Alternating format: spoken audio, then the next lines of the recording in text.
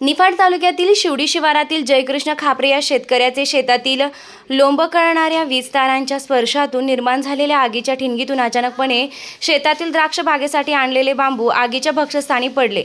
यातून मोठी वित्तहानी झाली आहे। स्थानिक नागरिकांच्या सतर्कतेमुळे जीवितहानी टळली।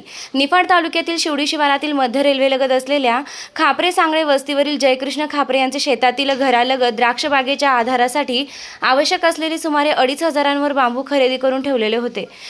त्यालगत एक ट्रॅक्टर उभा होता। शेतातून गेलेल्या वीज वाहक तारा ह्या लोंबकळणाऱ्या होत्या। स्थानिक नागरिकांनी वेळोवेळी वीज वितरण कंपनीला सूचना देऊनही त्याकडे दुर्लक्ष केलं होतं।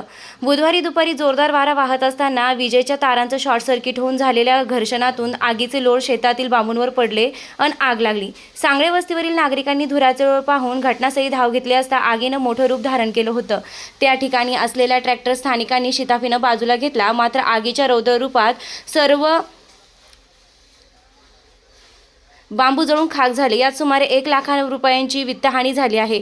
आगीनं रौद्र रूप धारण केल्यानंतर पाण्याचा टँकर मागविण्याचा प्रयत्न केला, मात्र नुकत्याच मध्य रेल्वे प्रशासनाने उभ्या केलेल्या लोखंडी कमानीमुळे आग वेळीच आटोक्यात आणण्यासाठी टँकर येण्यास अडथळा निर्माण झाला होता।